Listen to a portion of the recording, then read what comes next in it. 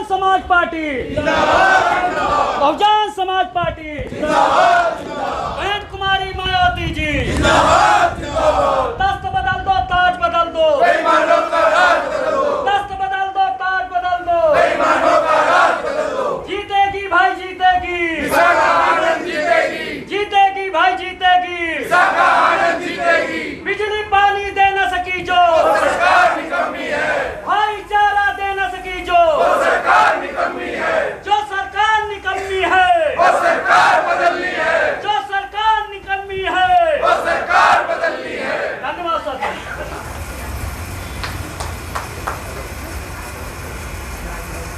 साथियों, मैं अपनी बात रखूं उससे पहले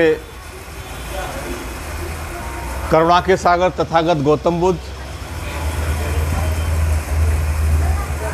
और बहुजन समाज में जन्मे सभी संत महापुरुष गुरुओं को कोटि कोटि नमन करते हुए, खास तौर से भारतीय संविधान के रचयिता, नारी के मुक्तिदाता बोधिसत्व बाबा साहब भीमराव अम्बेडकर को नमन करते हुए, बामसेव DS4 और बहुजन समाज पार्टी के संस्थापक, 21वीं सदी के महानायक माननीय कांसीराम साहब को कोटि कोटि नमन करते हुए, बहुजन समाज पार्टी की राष्ट्रीय अध्यक्ष, आबादी के हिसाब से देश के सबसे बड़े प्रदेश की 4 बार मुख्यमंत्री रहीं, सर समाज के मान सम्मान स्वाभिमानी प्रतीक आदरणीय बहन जी का सम्मान करते हुए, बहन जी को अपना आदर्श नेता मानते हुए, उनकी नीति में आस्था और विश्वास रखते हुए, दोस्तों आज पश्चिमी दिल्ली लोकसभा के अंतर्गत जो देश के अंदर लोकसभा का आम चुनाव होने जा रहा है, उसी क्रम में आज पश्चिमी दिल्ली लोकसभा के अंतर्गत इस संगठन की मीटिंग में हमारे साथ चल कर के आए दिल्ली प्रदेश बहुजन समाज पार्टी के प्रदेश के प्रभारी भाई सुदेश आर्या जी, प्रदेश के महासचिव भाई जो इधर मंच का संचालन भी कर रहे हैं राजेश तमर जी, प्रदेश के कार्यकारिणी के हमारे सदस्य मास्टर जगदीश जी, और दोस्तों दिल्ली प्रदेश में बामसेव के समय से पूरे काम को देखते रहे, दिल्ली प्रदेश के तमाम पदों पर वो रहे, प्रदेश के महासचिव रहे, प्रदेश के सचिव रहे, प्रदेश के आज जिले के प्रभारी लंबे समय से मूवमेंट में लगे हैं मास्टर सुरेश चंद्रा जी, जिला प्रभारी सुमेश राजौरिया जी, जिला की प्रभारी हमारी एडवोकेट रजनी बौद्ध जी, भाई आकाश गौतम जी जिले के प्रभारी, और हमारे इंद्रदेव जी जिले के प्रभारी, और हमारे दोनों जिला अध्यक्ष भाई दिनेश जी, अशोक गौतम जी, और दोस्तों आज हम जिनके लिए यहाँ एकत्रित हुए हम और आप लोग, जिनको आदरणीय बहन कुमारी मायावती जी ने आशीर्वाद देकर के इधर भेजने का काम किया है, लोकसभा चुनाव का प्रत्याशी बनाने का काम किया है बहुजन समाज पार्टी का, दोस्तों हमारे बीच में विशाखा आनंद जी हैं। मैं आपसे अनुरोध करता हूँ एक बार उनका तालियों से स्वागत कर दें दोस्तों।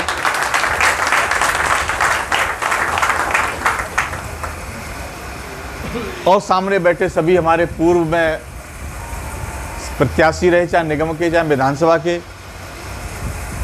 चाहे पूर्व में हमारे प्रदेश के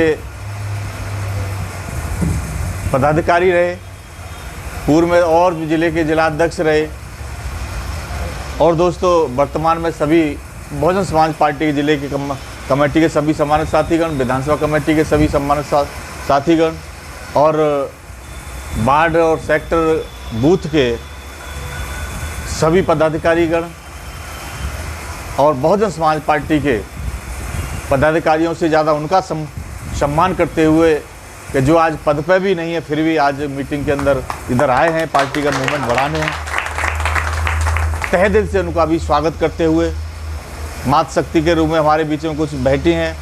और दोस्तों, हमारी प्रत्याशी की मदर इधर बैठी हैं, मैं नाम उनका मैं नहीं जान पाता हूँ, हैं कमलेश आनंद जी, कमलेश आनंद जी बैठी हैं। और दोस्तों,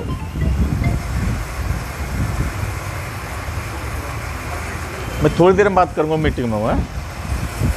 हाँ, मैं थोड़ी देर हाँ मीटिंग में थोड़ी देर बात करता हूँ। तो दोस्तों, आज अभी जैसे अभी हमारे राजेश तंवर जी कह रहे थे दोस्तों, तो मेरे सामने भी बहुत बातें आई, मीडिया के लोग भी कह रहे थे कि भाई आपने पश्चिमी दिल्ली से क्या बहन जी के परिवार की किसी लड़की को वहाँ चुनाव लड़ाने का काम कर रहे हैं आप। तो उनको कहा कि नहीं भाई, वो नहीं है, उनका अलग परिवार है, उनका अलग परिवार है। पर भ्रम ऐसा फैल गया पूरे देश में कि बहन जी के परिवार से वो विशाखा आनंद हैं। और दोस्तों, उसके बाद हमने कहा कि नहीं भाई, उनके परिवार से नहीं है। तो फिर उन्होंने कहाँ जोड़ दिया, तो जो नई दिल्ली के हमारे जो मंत्री चुनाव लड़ रहे हैं वो राजकुमार आनंद जी, फिर वहाँ जोड़ दिया कि क्या उनकी बेटी है क्या वो। मैं कह नहीं भाई, उनकी बेटी भी नहीं है, पर हाँ बहुजन समाज पार्टी की हमारी कर्मठ कार्यकर्ता है और बहुत अच्छे परिवार से हैं वो, रात दिन लगी हैं। तो दोस्तों, ये भ्रम भी वोटरों तक पहुंच गया है कि उन्हीं के परिवार से हैं। तो वैसे भी इनको तो 20-25% फ़ायदा तो वैसे ही मिलने वाला है इनको दोस्तों।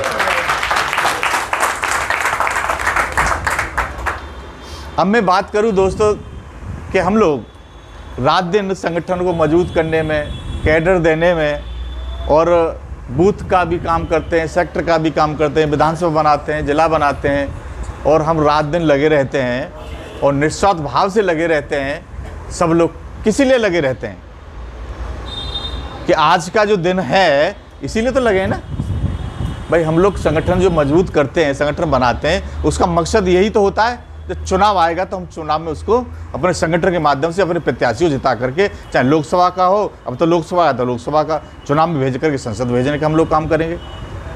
तो इसीलिए तो लगे रहते हैं।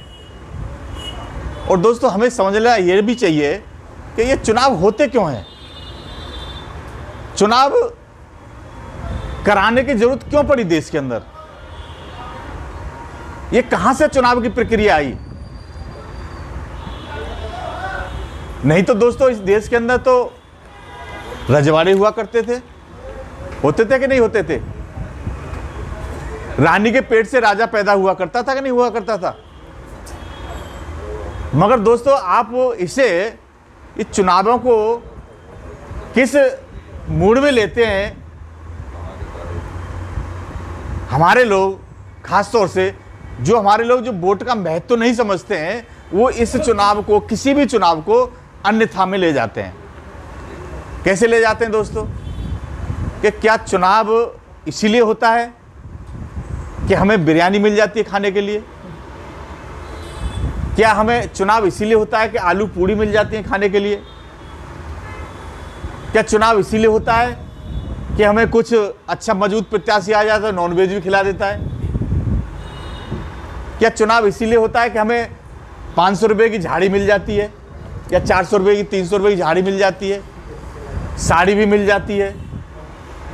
और दोस्तों, एक महत्वपूर्ण और बात है, वो भी मिल जाता है, हैं? आप लोग सब समझ गए होंगे,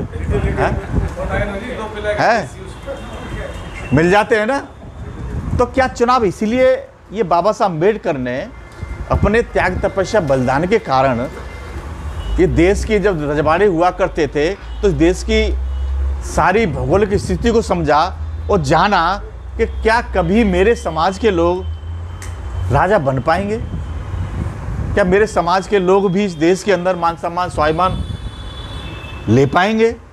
तो ये कौन सा रास्ता है जिससे मेरे समाज के लोग, देश के SC ST माइनॉरिटी OBC के लोग कैसे राजा बने, कैसे मान सम्मान स्वाभिमान प्राप्त करें। दोस्तों, ये बाबा साहब अम्बेडकर ने एक रास्ता खोजा।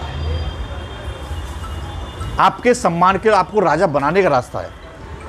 ये बिरयानी खाने वाला चुनाव नहीं है, ये मुर्गे की टांग खाने वाला चुनाव नहीं है। ये दोस्तों चुनाव इसीलिए बाबा साहब अम्बेडकर ने सपना देखा था कि मेरे समाज के लोग, क्योंकि माननीय कांशीराम साहब तो आपसे नारे लगवाया करते थे ना, वोट हमारा राज तुम्हारा, नहीं चलेगा नहीं चलेगा, हैं लगवाते थे ना आप लोग, सब लगाते हैं, आज भी लगाते हो नहीं लगाते हैं। तो जब संख्या हमारी है तो राजा भी हम ही को बनना चाहिए था कायदे में, तो यही था ना। ये बाबा साहब अम्बेडकर का यही तो सपना था कि जब वोट हमारा है, जब बहुसंख्यक समाज है, ये बहुजन समाज हमारा है इतनी संख्या में, तो फिर राजा हम आसानी से बन सकते हैं। यही तो सपना देखा था। मगर हमारे लोगों ने वोट के महत्व को नहीं समझा, बाबा साहब अम्बेडकर की त्याग तपस्या बलिदान को नहीं समझा। उन्होंने कितनी कुर्बानी दे करके ये वोट का अधिकार लेकर के आए। और आप आज दोस्तों, मैं ये कहने में हिचकूंगा भी नहीं कि जिन लोगों को हमारे पुरखों की हवा से भी नफरत थी, हमारे पुरखों की परछाई से भी नफरत थी, हमारे छूने से नफरत थी, आज वही लोग आपके दादा को, चाचा को, नाना को, फूफा को पैर तक हाथ लगाते हैं। लगाते हैं कि नहीं लगाते हैं? कोई युवा हमारा साथी होता है, उसके गले भी मिलते हैं कि नहीं मिलते हैं? क्या भाई ये तुम्हारी अपनी क्वालिटी है क्या? तुम बहुत बड़े पढ़े लिखे हो गए हो क्या? क्या आप लोग बहुत ताकतवर हो गए हो क्या? नहीं दोस्तों, ये जो बाबा साहब अम्बेडकर ने अपनी पूरी जिंदगी लगा करके जो वोट का अधिकार आपको जो दिया था ना, उसके कारण उसके महत्व को समझा उन लोगों ने। और आज आपके पैर छू करके भी वो चाहते हैं कि आशीर्वाद मिल जाएगा तो हम संसद में, लोकसभा में पहुंच जाएंगे। दोस्तों, ये चुनाव इसीलिए होते हैं कि नहीं होते हैं? फिर आज 10 विधानसभा का चुनाव है, अभी 2025 फरवरी में फिर 10 विधानसभा में, एक लोकसभा में 10 विधानसभा आ जाते, विधानसभा का चुनाव हो जाएगा। 2027 में 200-250 निगम पार्षद का चुनाव आएगा नहीं आएगा? तो कड़ी से कड़ी ये जोड़ी गई।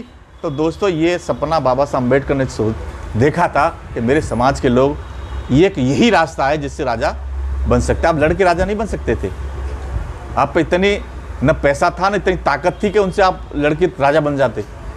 कोई भी हालत ऐसी नहीं थी कि आप राजा बन जाते। दोस्तों, यही रास्ता था बाबा साहब अम्बेडकर ने जो लेकर के आए।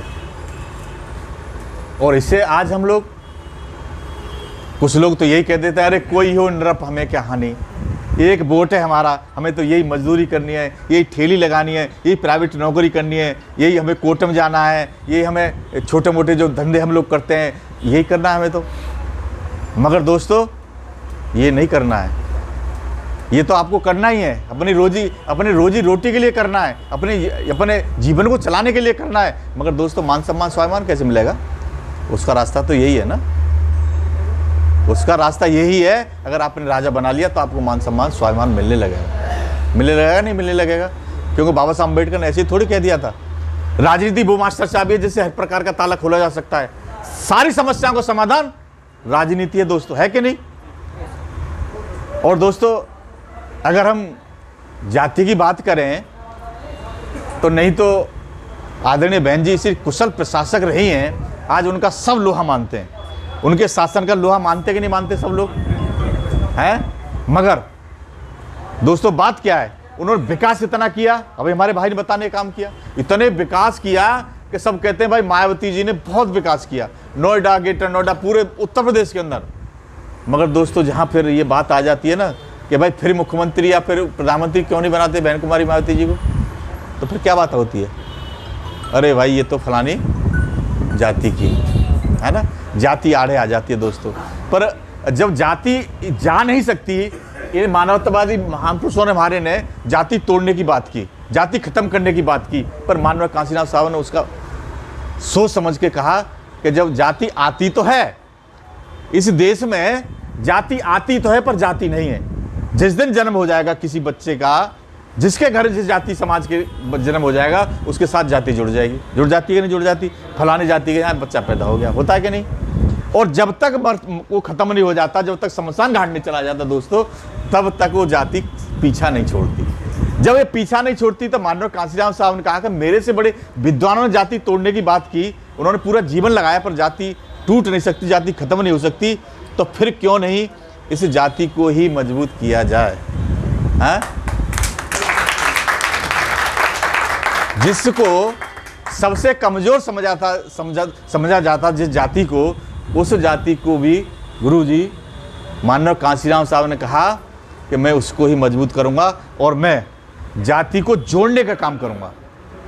जाति खत्म नहीं हो सकती, पर मैं जोड़ने का काम करूंगा।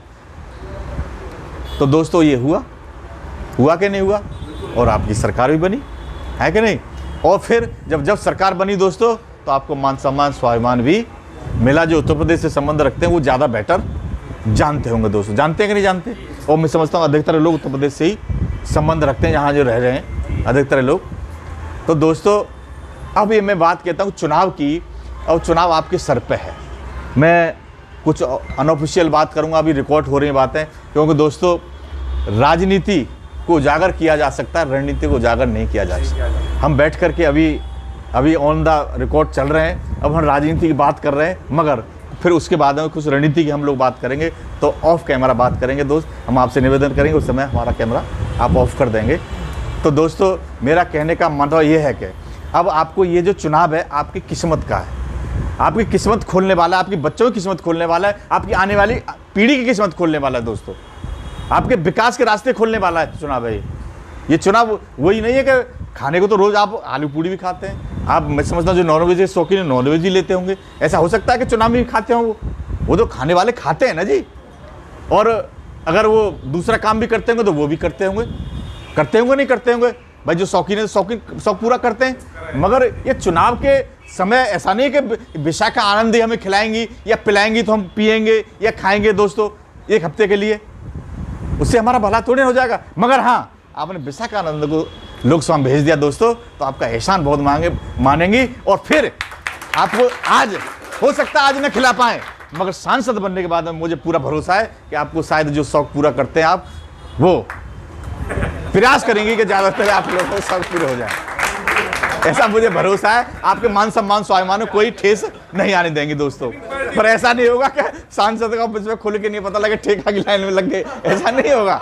पर हाँ, आप लोगों का मान सम्मान खुद ही अपने महसूस करोगे दोस्तों कि हमने वो चीज़ कर लिया कि हमने एक लड़की को सांसद। और देखिए एक और चीज़ मैं बता दूं, देखिए सारी पार्टियों ने, कांग्रेस पार्टी ने कोई टिकट महिला को नहीं दिया। आम आदमी पार्टी देखिए एक भिखारी के रूप में आम आदमी पार्टी ने वो काम कर दिया कि भिखारी बनाए रखा। उन्होंने कह दिया टीटीसी में फ्री कर दिया उन्होंने हम। और जब राजा बनने की बात आई तो आम आदमी पार्टी ने एक भी महिला को टिकट नहीं दिया दोस्तों, नहीं दिया ना। हाँ, वो जो बीजेपी ने एक महिला को टिकट दिया, मगर वो ये सोच के नहीं दिया कि महिला का प्रतिनिधित्व दे रहे हैं हम। उसने और सोच कर, सुषमा स्वराज की बेटी हैं इसीलिए वो ताकत रखती हैं, इसीलिए उनको टिकट दिया, न कि महिला का प्रतिनिधित्व उन्होंने पूरा किया है। मगर हमने अपने एक महिला को बहुजन समाज पार्टी ने टिकट देने का काम किया दोस्तों।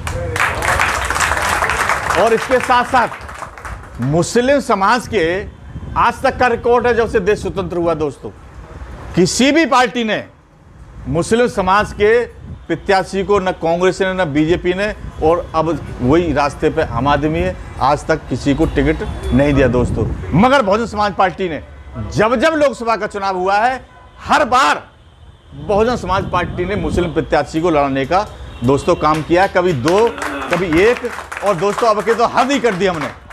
अब के तो हमने दरवाजे खोल दिए मुस्लिम समाज के लिए।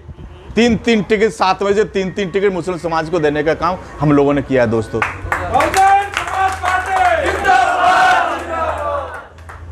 तो इस तरह से हमने बहुजन समाज बनाने का प्रयास दोस्तों हमने किया है। महिला का प्रतिनिधित्व दिया, पुरुषों को भी दिया, और जाति का भी साथियों अल्पसंख्यक समाज का भी हमने सम्मान देने का काम किया दोस्तों। अब बात दोस्तों हो जाती है कि अब हमें करना क्या है, आगे हमें क्या करना है दोस्तों। बहन कुमारी मायावती जी ने, देखिए उनको लगा कि दिल्ली प्रदेश में कैसे पता नहीं बहन जी को पता लग जाती है दोस्तों। इससे पहले तो विधानसभा चुनाव भी मैं लड़ा चुका हूँ, निगम का भी लड़ा चुका हूँ, और उससे पहले इन्होंने, ये जो बैठे हमारे सब लोग, बहुत सारे लोगों ने चुनाव भी लड़ाए, मगर बहन जी ने मटेरियल नहीं भेजा था। अपील जरूर भेजती थी। हाँ, जब हमारी मुख्यमंत्री उस समय शायद आया था, उस समय आया था, मगर अब की बार दोस्तों बहन जी ने बड़ी मेहरबानी हम पे की। उन्होंने कहा कि मैं तुम्हारी कुछ मदद कर देती हूँ दोस्तों, तो मदद के रूप में दो मटेरियल मिलता है।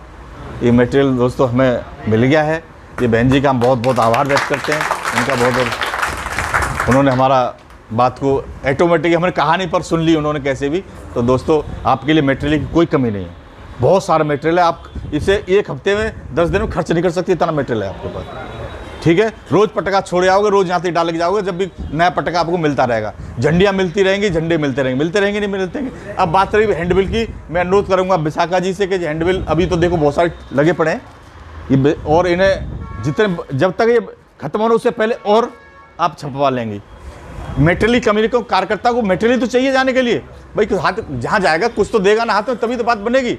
ये बनवा लो, विजिटिंग कार्ड बनवा लो, आप अपने हाथ में विजिटिंग कार्ड रखो, जाओ रहे हो विजिटिंग कार्ड दे दो। तो दोस्तों और मैं बातें अनऑफिशियली करूँगा थोड़ा सा, और